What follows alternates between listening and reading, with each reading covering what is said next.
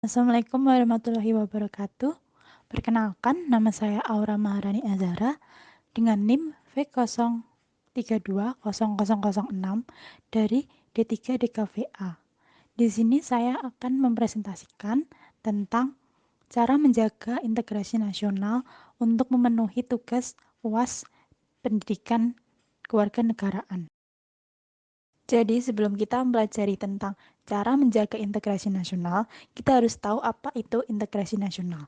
Integrasi nasional dapat disebut juga sebagai suatu usaha atau proses yang berguna untuk mempersatukan perbedaan-perbedaan yang ada di suatu negara sehingga tercipta keserasian dan keselarasan secara nasional. Jadi, adanya integrasi nasional tersebut penting untuk menciptakan keselarasan bangsa di tengah-tengah keadaan masyarakat yang majemuk dan memiliki wilayah yang cukup luas.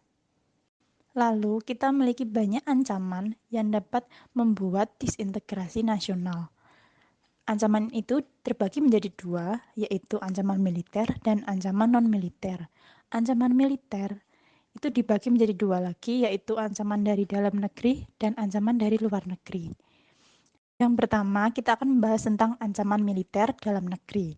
Ancaman militer dalam negeri adalah suatu bentuk ancaman yang datang dari pihak internal atau dari dalam negeri itu sendiri. Bentuk ancaman ini harus sangat diwaspadai karena bisa datang kapan saja. Contoh dari ancaman militer dalam negeri adalah yang pertama adalah pemberontakan bersenjata. Dalam sejarah, di Indonesia sendiri telah terjadi banyak pemberontakan.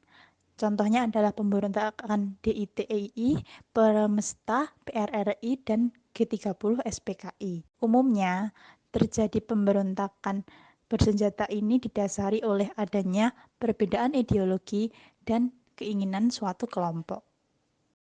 Lalu yang kedua adalah perang saudara. Perang ini banyak tercatat di sejarah Indonesia, seperti peristiwa Perang Sampit, Gerakan Aceh Merdeka, dan kerusuhan di Papua. Hal ini terjadi karena adanya konflik yang terjadi di masyarakat pada wilayah tertentu. Lalu yang ketiga adalah aksi teror bersenjata. Peristiwa ini dilakukan oleh sebuah jaringan teroris yang telah terorganisir dengan sempurna.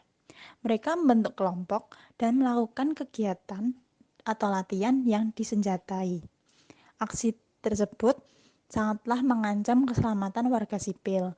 Contohnya adalah aksi bom bunuh diri di tempat ibadah, sarana, maupun di tempat umum. Lalu selanjutnya adalah ancaman militer luar negeri. Ancaman militer luar negeri adalah ancaman yang bersumber dari pihak eksternal atau dari luar negeri. Contoh dari ancaman militer luar negeri yang pertama adalah agresi. Agresi ini merupakan serangkaian aksi dari negara lain yang menggunakan senjata modern yang lengkap, yang bertujuan untuk melumpuhkan negara tujuan. Mereka ingin menguasai secara brutal, seperti menginvasi dengan serangan.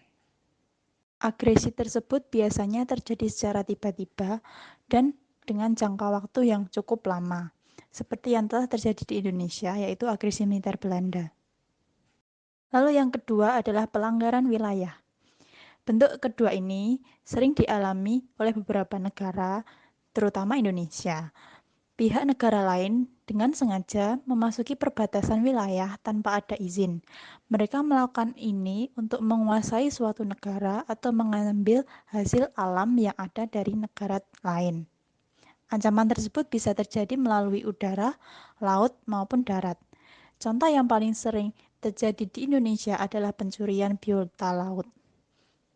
Lalu yang ketiga, ancaman spionase. Ancaman ketiga ini dilakukan oleh mata-mata negara lain. Hal ini dilakukan untuk dapat masuk ke dalam negara yang dituju. Tujuannya untuk mencari informasi penting suatu negara yang dituju.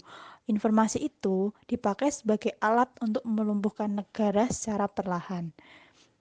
Biasanya yang melakukan penyamaran ini adalah dari pihak intelijen.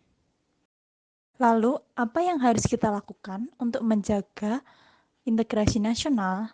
Yang pertama adalah bertindak adil kepada sesama warga masyarakat.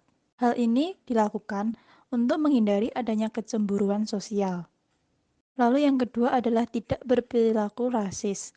Rasisme adalah suatu kepercayaan atau doktrin yang menyatakan bahwa perbedaan biologis yang melekat pada suatu ras manusia itu menentukan pencapaian budaya atau individu, yang menunjukkan bahwa suatu ras tertentu lebih superior dan memiliki hak lebih untuk mengatur ras yang lain. Selanjutnya adalah menumbuhkan sikap saling menghargai. Untuk bisa bersatu membentuk suatu negara yang tentram dan rukun, warga Indonesia wajib untuk menjaga toleransi di tengah kebudayaan yang multikultural. Sebagai sesama rakyat Indonesia, kita sepatutnya bersikap saling menghargai antar golongan yang satu dengan golongan yang lain. Lalu yang terakhir adalah penggunaan bahasa Indonesia. Kita tentu tahu bahwa Indonesia terdiri dari banyak kultur dan budaya yang bermacam-macam. Kita memiliki banyak sekali suku, ras, dan bahasa daerah masing-masing. Oleh sebab itu, untuk menjalankan suatu integritas, pemerintah mempunyai alat untuk mempersatukan bangsa, yaitu penggunaan bahasa Indonesia. Nah, walaupun masyarakat telah melakukan hal-hal tersebut untuk menjaga integrasi nasional, pemerintah sudah sepatutnya juga ikut menjaga suatu integritas negara. Yang pertama adalah penegakan hukum secara tegas dan adil. Hal ini harus dilakukan oleh pemerintah agar tidak ada suatu konflik yang terjadi karena hukum sekarang itu lebih cenderung tajam ke bawah dan tumpul ke atas. Lalu yang kedua adalah mewujudkan kesejahteraan masyarakat secara merata. Hal ini dilakukan untuk mewujudkan idealisme atau cita-cita nasional melalui pembangunan di berbagai sektor. Lalu yang terakhir adalah memperkuat pertahanan koersif. Hal ini dilakukan untuk mengatasi konflik bersenjata maupun ancaman yang berbentuk militer seperti separatisme. Baik, itu sedikit dari saya. Kurang lebihnya mohon maaf. Wassalamualaikum warahmatullahi wabarakatuh.